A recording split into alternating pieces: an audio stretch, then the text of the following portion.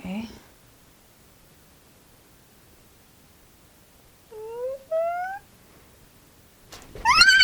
What is that? Ew, man. Sis!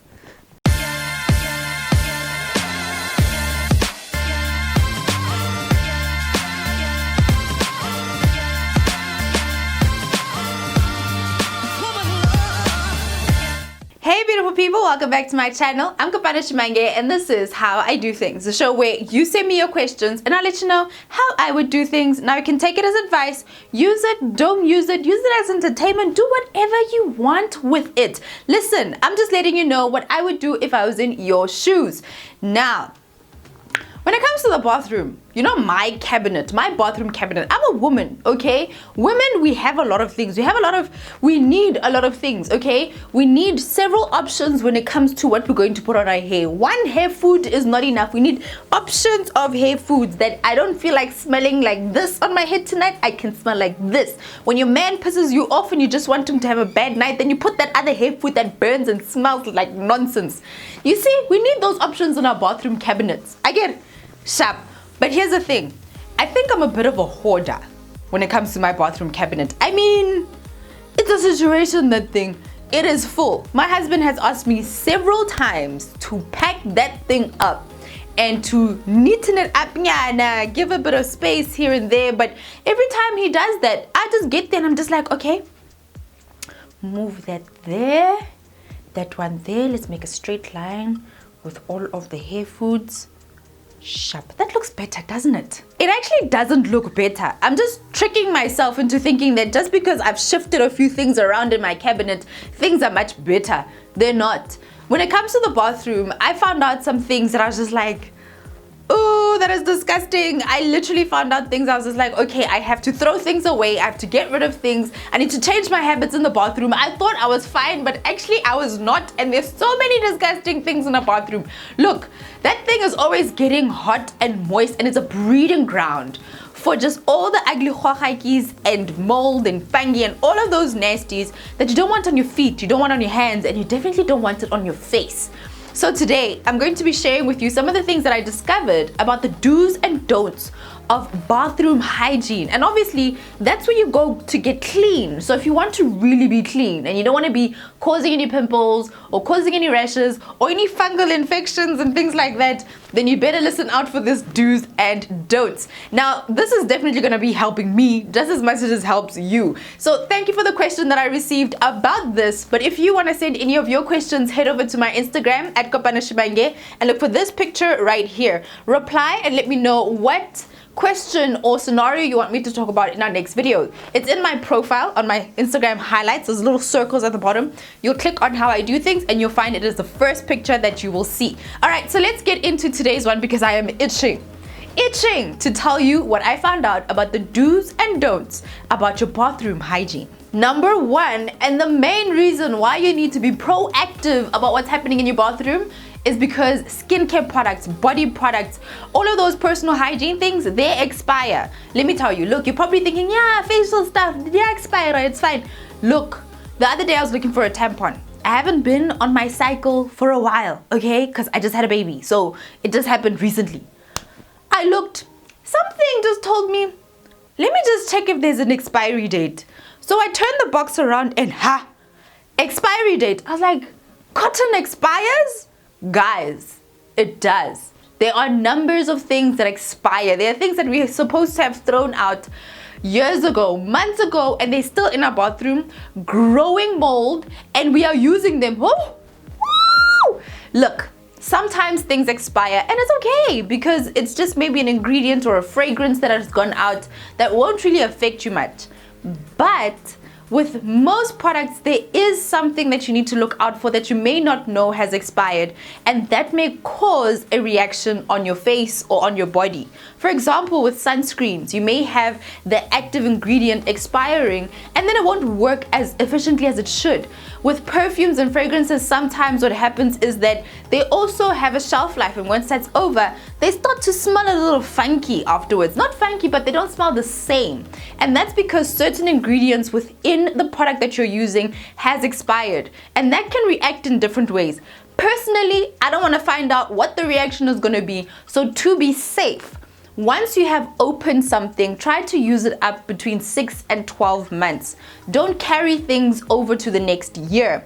I will give you the times and deadlines that you need to look out for the specific periods, but just to be safe, let's just call it 12 months. Stick around and I'll tell you how long you should be keeping each different product. So expiry dates are one thing, but keeping something for way too long, that's another story. And that just leads me to point number 2.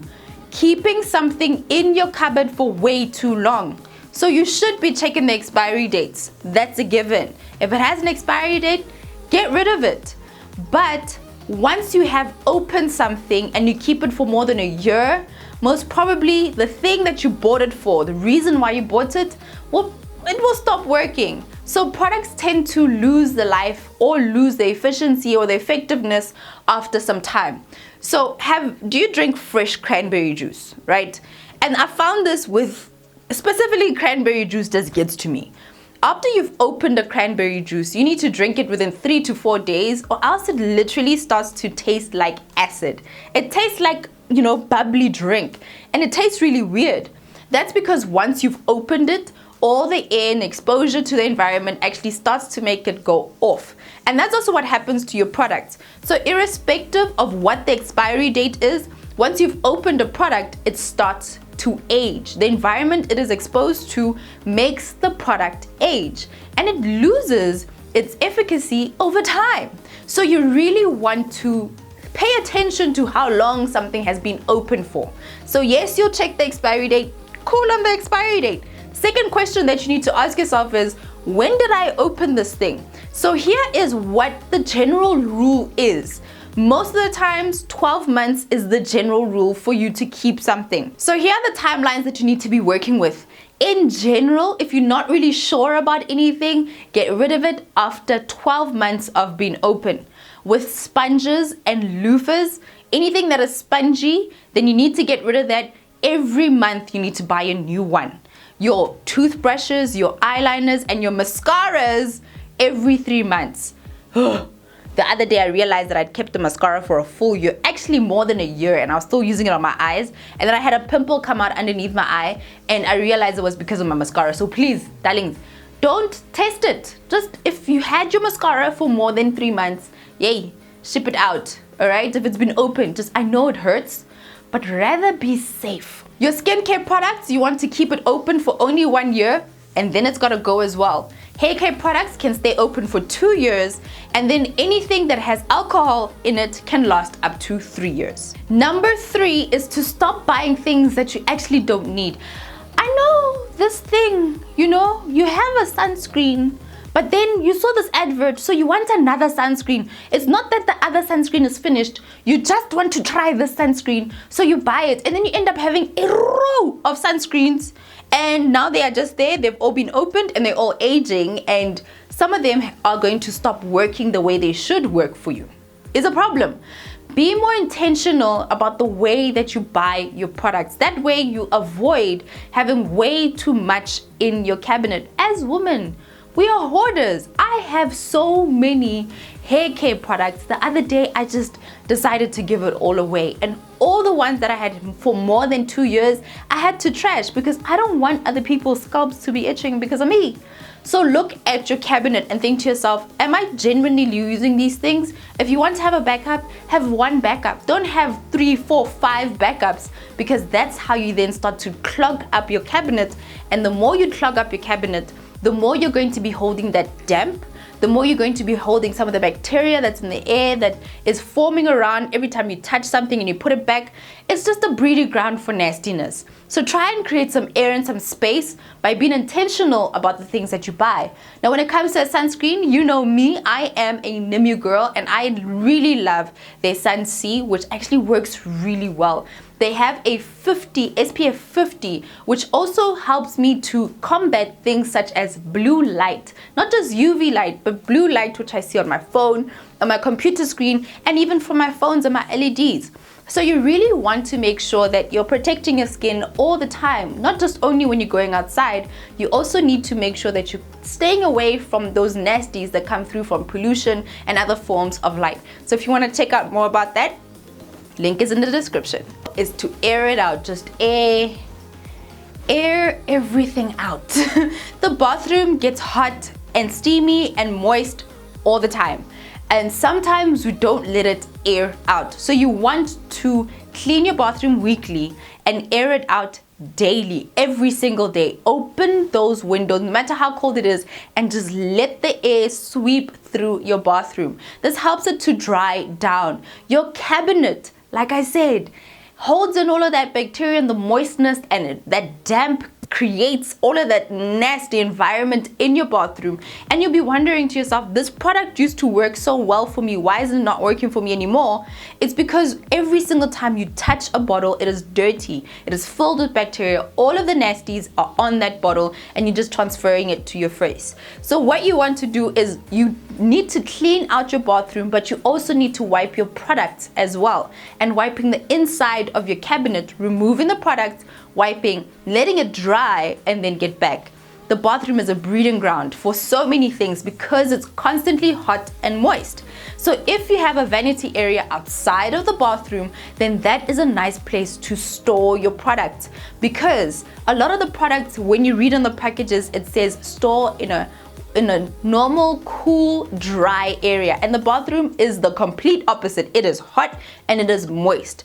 So if you do have an outside vanity area, keep your important products there so that you can use them once you step out of the bath. So your skincare products, if you can, store them outside for you to then use them in your outside vanity area. But if not, then try to clean out that area and let it air out at least once a week to make sure that that cabinet is not breeding anything nasty. Now, a huge culprit in the bathroom is anything that is a cloth material. Your cottons, your mats, your towels. Right there is where the HYGIENE like to hide. So here are the details of how you should be clearing this out on a weekly basis. Your body towel, maximum of 3 washes or 3 uses, and then it needs to get washed. If you're going to use a towel for your hair, wash it every time. So you use it once, then you wash. Use it once, then you wash. Don't keep it around, right? And when you're hanging out your towels, try to hang them out spread. That way, nothing tends to hide in the creases or build up any mold in those creases when you're hanging it from one corner. Then your bathroom mat. If you have a bathroom mat that has a rubber base, then you need to clean that every 2 to 3 weeks. However, what I do is that I take a wet brush and I brush that mat out, so that if I'm going to take a couple of weeks to wash that mat, then at least I'm brushing it out and airing it out afterwards. And if you have a fabric or a cotton or cloth material mat in your bathroom, those need to be washed on a weekly basis because those harbor a lot of dirt and moist and they can grow mold. If you want to see some nastiness, you must just Google what happens when people cut open their bathroom mats. What happens inside there? Why am I doing this topic matter? Okay, the last one, okay? The last one is that if you keep your laundry basket in the bathroom, try to empty that out completely at least once a week so that that also gets aired out as well. Also, depending on the fabric or the material that is used for that basket, if it is a cloth one, you want to air it out. If it is plastic, perfect. But if it is wood, it can tend to harbor a few HYGIENE, so you want to make sure that you air that out as well. Now, this list helped me as much as it helped you. Let me know if you are enlightened in any way, because for me, I'm just like, yo. I need to do a few things in my bathroom. I need to go show it some love. You know, we clean it on a weekly basis, but still, there are certain things that I was just like, I think I missed that and I skipped that one, and I'm going to be on point with certain things. It shocks me. It shocked me, all right?